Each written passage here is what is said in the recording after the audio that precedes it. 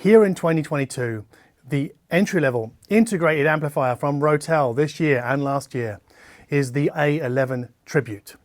It sells for €600 in Europe. Is it the integrated amp to beat at that price point? Well, unless we've tested 2, 3, 4 other integrateds at that price point, we really don't have any idea. And I haven't done that, so I've got no idea. I mean, I don't even have another similarly priced integrated amplifier here in this house right now. So instead today, we're gonna have a bit of fun. Before we get to that fun, we should acknowledge that we have lost a few key people in the music industry and beyond in the last week or so. Ray Liotta passed, great actor. Andy Fletcher from Depeche Mode passed. And then just prior to that, somebody who you might not have heard of also passed away, a chap called Carl Coughlin. And I've got one of his CDs here. And Carl Coughlin was first in Micro Disney in the 80s, and then they disbanded and he formed a band called the Fatima Mansions. And then in 2000, he popped up again with this album, which is called Black River Falls. It came out on Cooking Vinyl. I think this is his best record. And this record really showcases Carl Coughlin's kind of ability to straddle Scott Walker and Leonard Cohen. And a lot of the sort of more industrial, noisy stuff they did with the Fatima Mansions is long gone. This is much more of a traditional singer-songwriter album. I think audiophile people who like that sort of more palatable music would love this record, because he really, for me, was a wonderful talent. Like truly, like one of the great sort of underrated songwriters and singers as well, because he had a voice that was way better than he needed for pop music. And I'm just, yeah, I'm a little bit sad that he's gone. Yeah, I really am.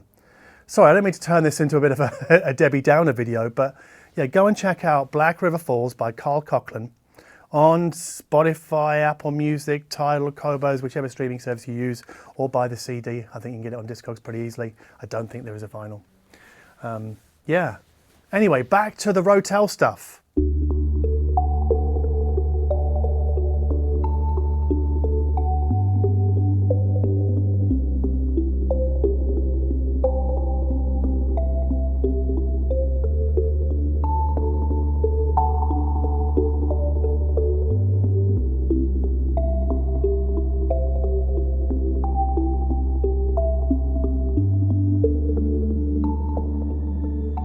30 years ago, Rotel's entry-level amplifier in some parts of Europe was called the RA-930AX. So I thought it would be interesting to sort of compare that to the Rotel A11 Tribute. So basically a vintage amplifier, a vintage Rotel versus the modern day Rotel, both entry-level integrated amps. And I think 30 years is long enough to really call it vintage now. 1992 is a long time ago. Back then, Rotel's gear was made in Taiwan, and the RA-930AX gives us 30 watts per channel and a damping factor, I had to look this up, of 120. Rotel seemed to specify this. I wouldn't get too hung up on it. It's an indication, and only an indication, of how well the amplifier might control the mid-bass driver on a loudspeaker. But I think the number of watts per channel is probably more important. The A11 Tribute gives us 50 watts per channel. But we should also note that Rotel stuff is now made in China. Both the A11 Tribute and the 930AX come in a full width chassis. They both have 2 sets of loudspeaker binding posts on the back. You know what? I've never used more than one on any amplifier.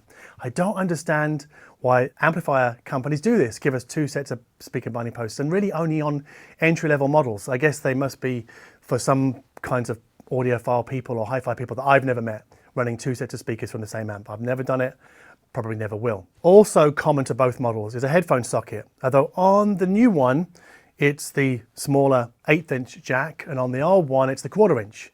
I'm old school, I like the 1/4 inch jack. We'll get to sound quality differences between those 2 headphone amplifiers in a moment.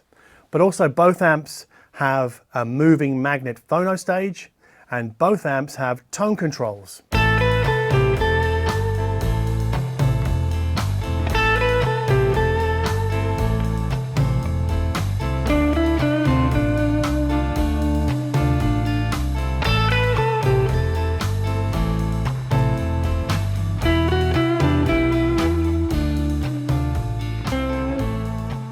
But apart from the tape loop on the back of the 930AX, the A11 Tribute gives us more. It gives us more watts per channel. It gives us a Fatboy remote control, which can also access those tone controls, and also the loudness setting, which isn't called a loudness setting.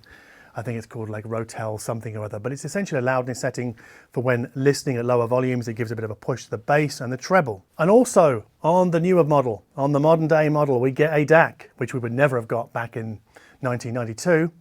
Unfortunately, I say unfortunately because it is a bit of a grumble of mine, why isn't this DAC accessible from the back panel using coax and Toslink? It's Bluetooth only. Now, if you think that's not too useful in the house, because I don't really use Bluetooth much at home, but since I've got a TV that can now output a Bluetooth signal, I use it to basically to capture the sound from my TV. So I don't have to hardwire the TV into the amp because I can't, and I didn't want to have to go back to an external DAC in this particular situation. And besides, in comparing these two amplifiers' audible performance, I went CD and vinyl. While I'm thinking of it right now, the plural of vinyl is vinyl. You have one vinyl, two vinyl, three vinyl. In fact, they're not really countable. There's no such thing as vinyls. You're being lied to. It's vinyl, and that's it. If you want to say one or two, then it's record and records. Anyway, I used vinyl and CDs. So the Technics SL-1210GR fitted with an Ortofon Concorde Century cart, the banana nose one that looks like a bit like a DJ cart but isn't, because this one was made for audiophiles. It's a limited edition. No, I'm not going to be reviewing it. It's just for me.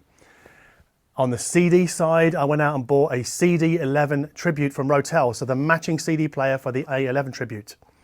And the reason I bought it was because it has a proper sliding drawer on it. It doesn't ask you to kind of push your disc into a slot, and therefore it's not ripping the disc as it plays. Anyway, I used those two front ends to compare the A11 Tribute amplifier from now with the RA-930AX from 1992.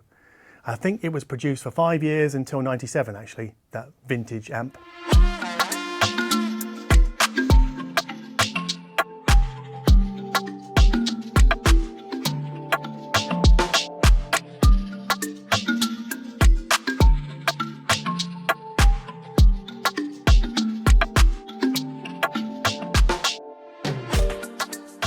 So here are my basic findings. Firstly, when playing Sun Electric's Present, which is like Dayglow Electronica, I found that the A11 Tribute has a sort of fleshier, fuller sound than its vintage counterpart.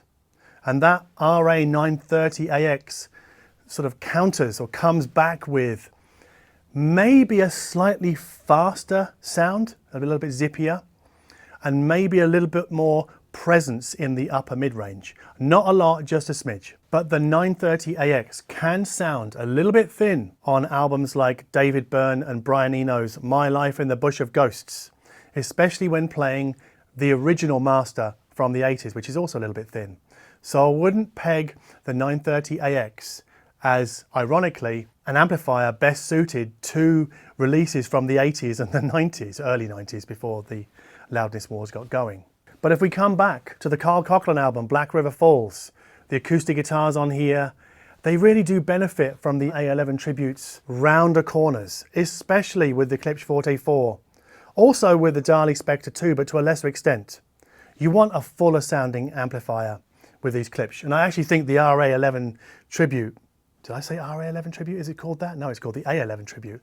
I actually think that amplifier, even though it's only 600 euros, 1/10 of the cost of these Klipsch, it's a great match, which was a real surprise for me. So I guess we call that the spicy finding for this video, because I'm using an amplifier that costs far, far less than the Klipsch, and probably you wouldn't normally expect to be able to do that, but the Klipsch's high sensitivity, I guess, makes it possible. But playing Kraftwerk's Remixes album that I bought in Munich, the delta between the A11 Tribute and the 930AX is most pronounced when spinning vinyl. The phono stage inside the more modern amplifier is better than the one inside the vintage amplifier. But what I like most about the A11 Tribute is that it just delivers more detail than the RA-930AX.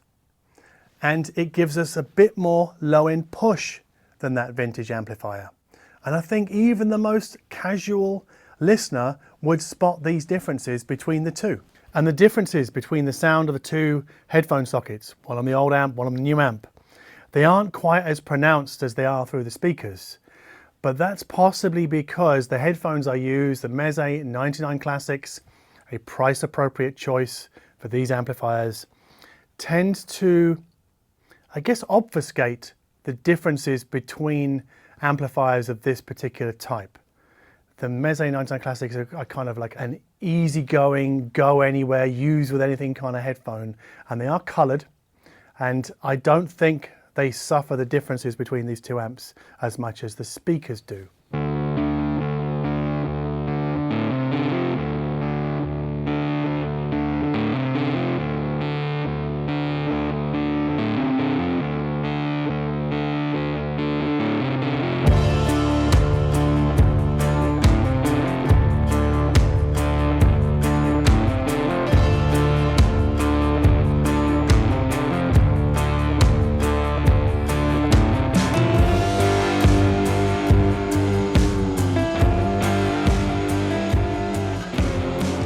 Now, of course, it's possible that the 930AX, being 30 years old, could need a service, or that some of the parts could need replacing.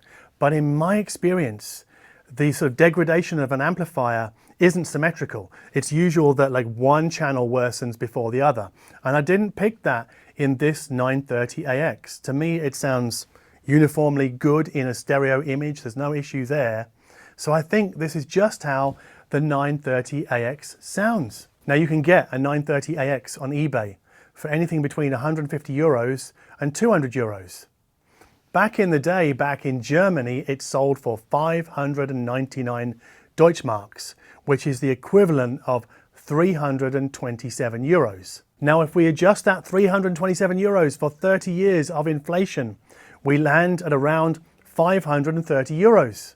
Which isn't too far away from the $599 that we're charged for the A11 Tribute. So if we've learned anything today, it's that Rotel make better spec'd and better sounding amplifiers than they did 30 years ago, and for not very much more money than they sold for 30 years ago. And unless you're a huge fan of the volume wheel in the middle of the front fascia, which I am actually, I like that, but unless you're really wanting that, I see no reason to buy a used 930AX instead of spending a bit more money on a brand new A11 Tribute. I mean, unless of course you don't have the money and your actual hard limit is 200 euros, but I really think the performance delta and the feature set delta of the A11 Tribute compared to its vintage counterpart is significant. So if you like this video, a little bit different to usual, then please hit the like button down below. If you like my attitude towards high-end audio, in that I just really do not want to be doing week in, week out videos of reviews of gear, because it's just not possible. It's not possible to do a video review every week, not in extreme detail, not doing it justice. So I just thought this one, I'd have a bit of fun myself and then share those findings with you. So if you dig that, then please consider subscribing to this channel. And as always, thank you ever so much for watching. I know some of you might quibble my definition of vintage. Sure, you can do that, but it doesn't change the fact that this is the only older Rotel amp that I have here. So if you're thinking, why didn't John get that one from 1970 whatever, or 1982 or whatever? Because I didn't. Fantastic band, really. I mean, you can't underestimate the impact that Depeche Mode has had on, I guess, the music, not the music industry, but people making music now. But playing Kraftwerk, I can't say the English version anymore. They both, I've forgotten what I was talking about here, shit. Now, if we adjust that for 30 years of, I can't even say it.